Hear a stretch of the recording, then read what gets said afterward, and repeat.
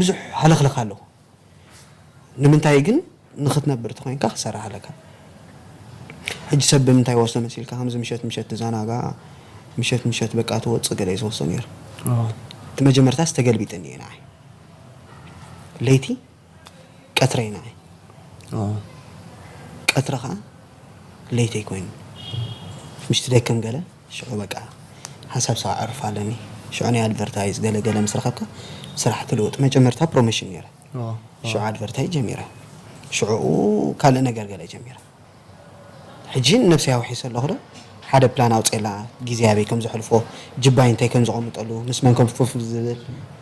ካብ ደቂ ሰባት ካብቲ ናቶም ላብሬሪ እንታይ ይወስድ ኣይናይ መፅሓፊ ዝሕሸኒ ንዓይ ኣይናይ ተመክሮ እዩ ዘገድስ መፅሓፊ ወዲ ሰብ ኩሉ ሰብ መፅሓፊ ኣይናይ መፅሓፊ ክወስድ ክብል ጀሚረ ብዙሕ መፅሓፍቲ መፅኦም ካብቲ ብዙሕ መፅሓፍቲ ሽዑ ሓደ መፅሓፍ ኣልዒለ ሕጂ ከምኡ ብለካ ክትነፍዕ ክትቅየር ክትክእል ኣለካ ኣብቲ ዘለኻዮ ኩነታት ኮይንካ مش فاتر ترك تبلا لك أنا ختنبر جن إذن زبل كهات جبر لك أمن تاي كوف كم تبل